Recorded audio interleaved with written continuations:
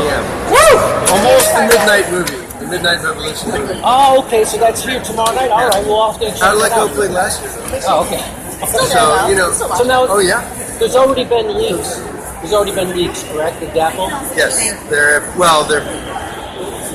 There's leaks that happen every week somewhere in the United States of America. But yes, there have already been leaks with the Dakota Access Pipeline, and the company that runs the Dakota Access Pipeline has had several leaks in other of their pipelines in Ohio and in other places around the United States. Now, it hasn't even started flowing through Dapple. It has. It has. Yeah, oil has started flowing through the Dakota Access Pipeline. But these were leaks that happened, I think, before the oil. Okay. But, you know, the pipeline industry in the United States is in a perpetual state of criminal negligence. That's what I think about it. Because they know that their pipelines are going to leak, and they know that they're constructed in a way that's as cheap as they possibly can do it, right? And they know their detection systems don't work. So we know that, you know, they know that it's going to leak, and it's just this game of when is it going to happen, and which, you know, most of these leaks are reported by some farmer or rancher out in the middle of somewhere, which is part of the watershed for somebody else, coming and calling up the company and saying, wow, this thing's been leaking for a week.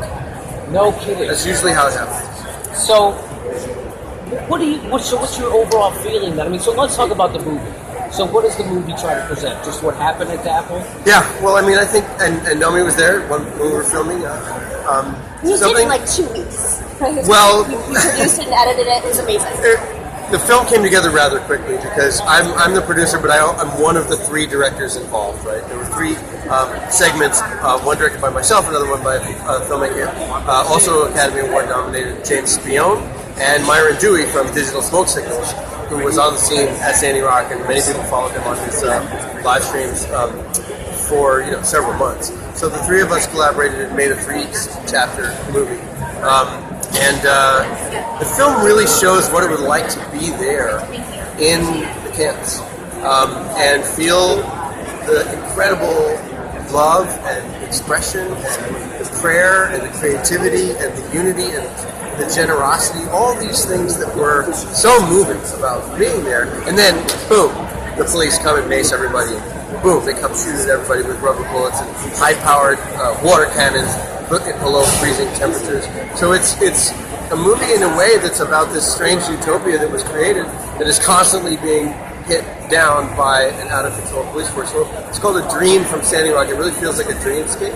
When you enter the film and you actually are narrated by Clarice Whitehill, who's a remarkable woman from Standing Rock, who brings you into sort of her dream of how peace can be operationalized and how peace can be a force that encounters like the most difficult and aggressive and evil forces on the planet. Now, you talk about the most evil forces on the planet. The Intercept reported that there was private contractors colluding with the government to use anti-terrorism measures. Now, did you experience any of that?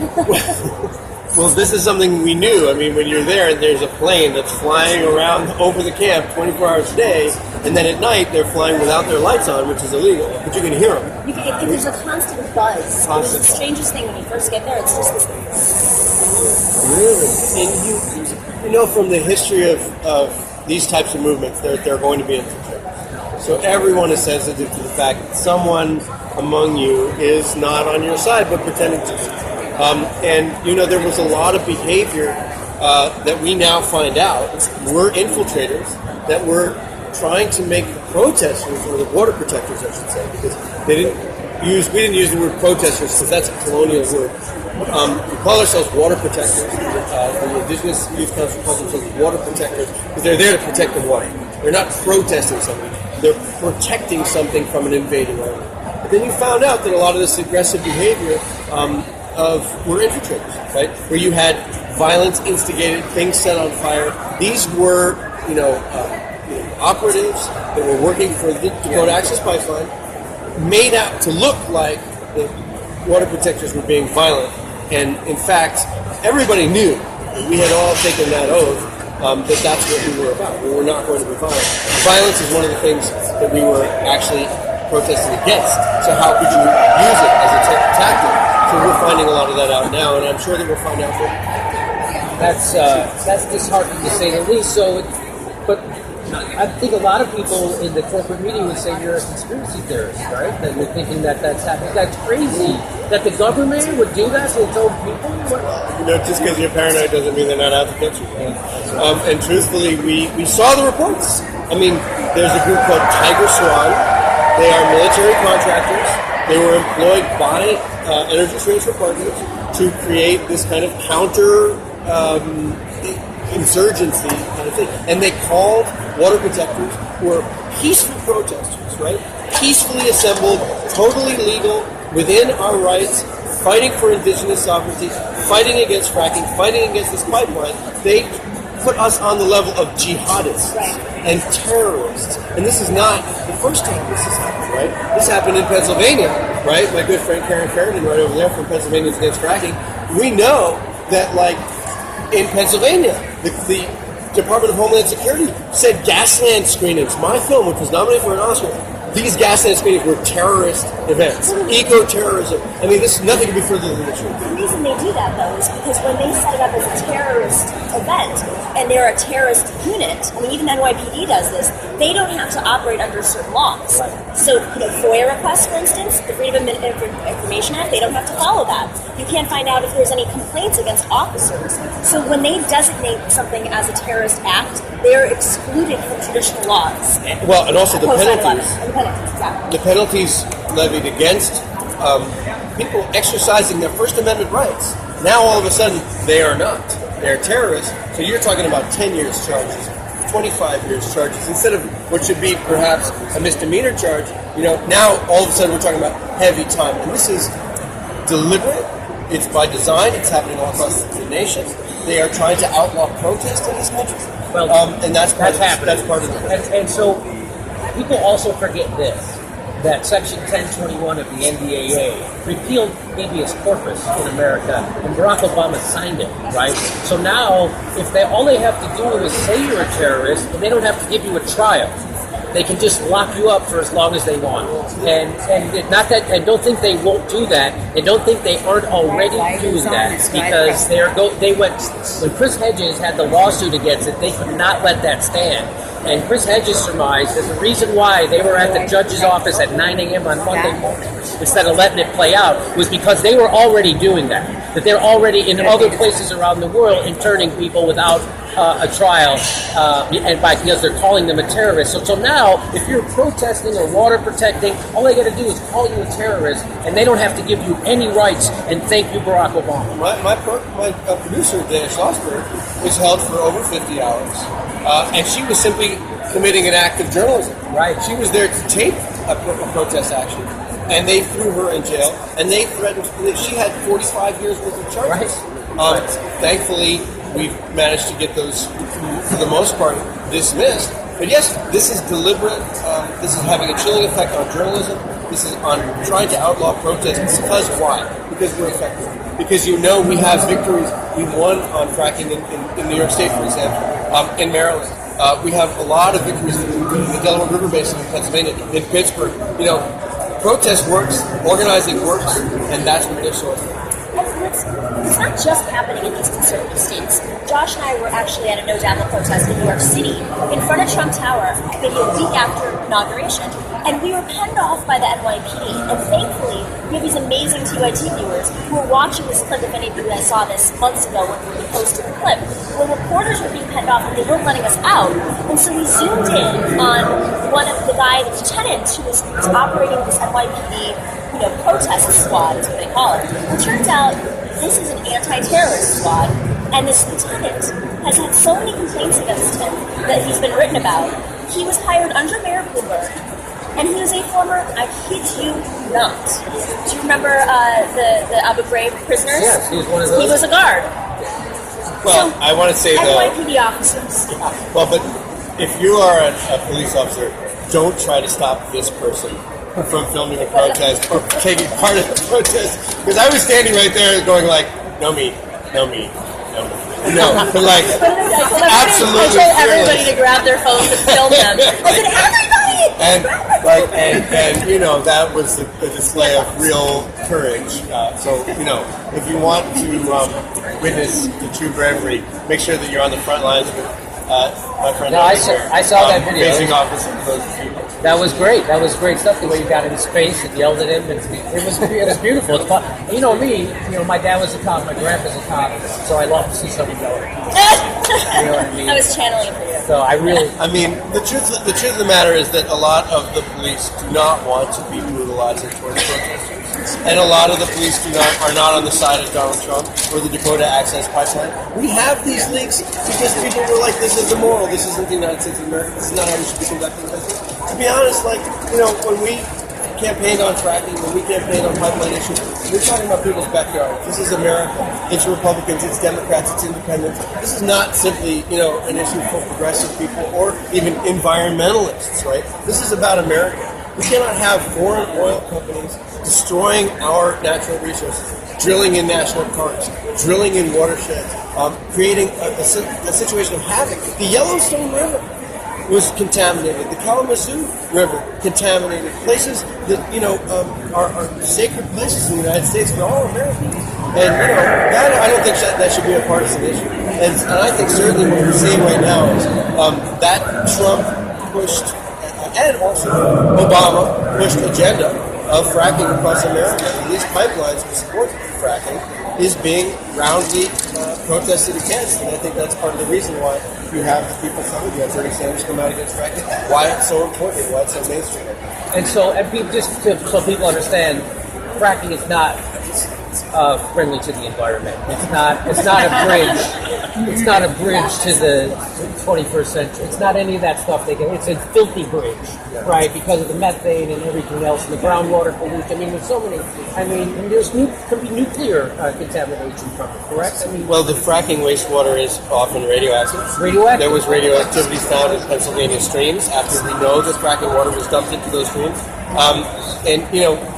The list of the things that can happen with fracking goes on and on and on, from obviously groundwater contamination, being able to light water on fire, air pollution, people getting sick from just living near these fracking rigs because they're getting volatile organic compounds in their air, coming in their windows at night. If you live as far as a mile away, you can have effects. You can see birth defects and heart disease on their rise because of fracking. And to say nothing of the contamination of our political system through fracking, right? That is a whole other level, right? Because they're high pressure injecting cash into the Congress and into the Democratic Party. And this is what we saw. Hillary Clinton, the day after the platform committee, which we were on. Let's explain this. So the platform committee, we were trying to ban fracking, and Hillary Clinton, no joke, who was her representative?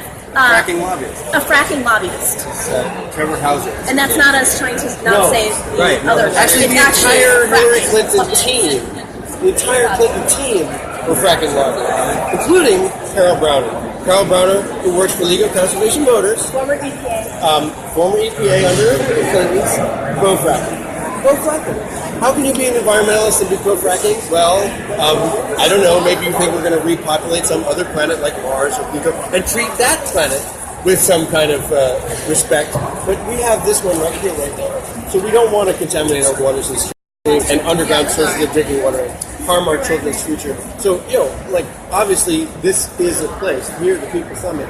One of the basic issues that we fought for on the platform committee was to say, Democrats, you're going to give away 2 or 3 crucial percentage points in PA, in North Carolina, in Wisconsin, in Michigan, in Florida, in Colorado, in Pennsylvania. I'm sorry.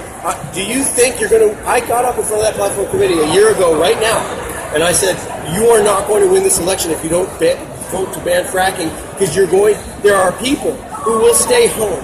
There are people who will go vote for Jill Stein because of fracking, because they cannot stomach voting to frack themselves, right? What happened was they stayed home. And unfortunately, as much as we didn't want them, I went out and said, don't do this, don't do this, don't do this. When you have Hillary Clinton, the day after those platform hearings, go into a $650,000 fundraiser with Cheniere Energy, the #1 fracking export company in America, we got the message. Oh, okay, you don't want our help, right? So these are the things that contributed the death of 1,000 sons. So you told them, literally told them, literally, if you don't ban fracking, you're going to lose in these states. I got up and gave a speech. And the Daily Beast did this whole article on all the Bernie team that kept meeting with the Clinton team, and the Clinton team kept blowing us off. So the Daily Beast wrote this entire piece on they weren't listening to the Bernie people. You'd think that the Clintons would say, wow, maybe we should listen to the people that had no money in the beginning. We're able to excite entire group of voters that's never really been in it. Don't we want some of their help to win? No, we're too arrogant. I mean, I'm sorry. It was very you're sitting here trying to help. You're trying to help. Saying, this will get you crucial votes in these crucial states. Go and look up the speech. And the phone calls. But that does not get them crucial corporate heads. They wanted to go. They could have done both. They could have done both. I mean, at that point, I think they could have done both. I mean, yeah, you're right, though. What we're seeing is the selling out of the American people and the selling out of our places. Yeah, and the oil and gas industry and the banking industry are at the top of that list. So the influence I'm worried about isn't a foreign influence on our electorate or our government, right? The influence I'm worried about is the influence we know about right now, the influence of corporate ads that's being injected. I want to know, what do you think? Is the Russian influence on our election greater than the influence of ExxonMobil? No. Of Monsanto? No. Who's running the State Department? Right now. Is it greater than Goldman Sachs? Right. I mean, tell me the truth. Because maybe there's a hell of a lot of Russian influence out there. But I know what ExxonMobil is doing in our election. I know what BP is doing in our election. I know what Chesapeake and the fracking companies are doing in our election. And frankly, they're related. I mean, like, we Yes, of course they're related. half of New York City's real estate's being bought up. It's a capitalist. It's a deal. It's a deal. Like, Russia is investing in our country with our capitalist cohorts. It's a deal. So when the corporate Democratic Party is bashing the Russians, it's like, you're doing deals with the Russians. Rex Tillerson is in Russia right now with Vladimir Putin devising how to frack the Arctic. I'm sorry, go investigate ExxonMobil's ties to Russia. And then you will get the answer. But they're not going to do that, right? They won't do that. That's a great answer. And Michael Bloomberg's ties to Russia. Why is it that, Into fracking. I mean, all these people, you start to actually follow the path. This is not a Republican thing. This isn't a Donald Trump thing.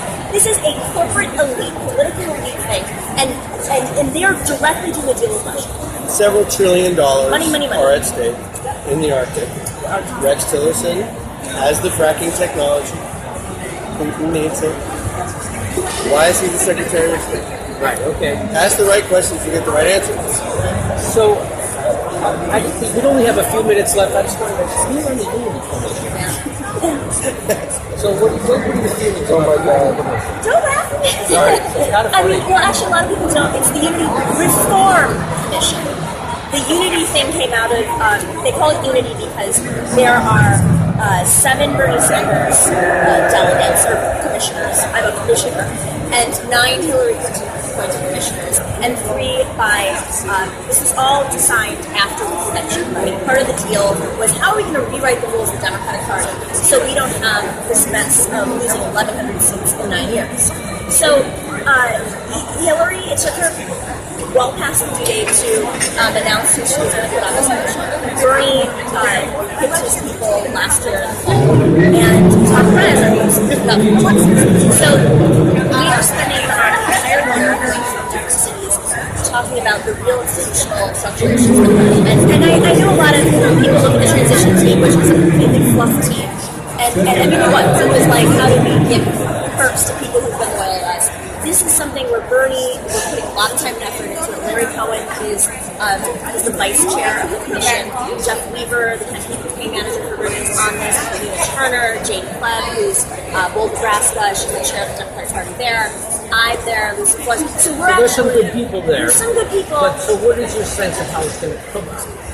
I mean, it's a little early. You see what happened in California, right? Yeah, it's a little different, though. Nobody's voting here. This is a commission. We're setting the rules. This is like, Do you really think we can turn around from inside the Democratic Party? Because I don't know.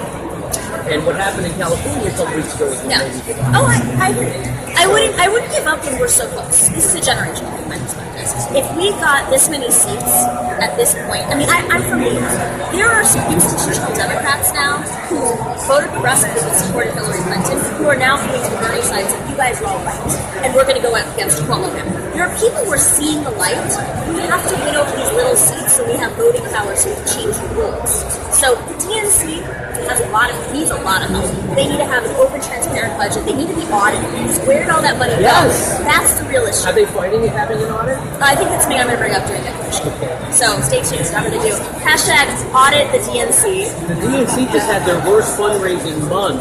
April 2017 was their worst fundraising month since 2009. We had to pay our own train tickets to Orlando. So let me just say, when people say the DNC lawsuit is frivolous, I think they mean technically legally it might not be. But it's not frivolous in the sense that it's now gotten the DNC lawyer to admit in open court that they don't have to run a fair primary. And I said, if you think that's going to give you donations running on a campaign slogan of, hey, we don't have to run a fair primary, give us money, they're not. And exactly my prediction, they have the lowest fundraising month ever. Can you guys think you guys have to take off? Let's see. It's 2:49. All right, so we got to take a break. We'll be right back in 1 minute. This is the Aggressive Progressives on TYT.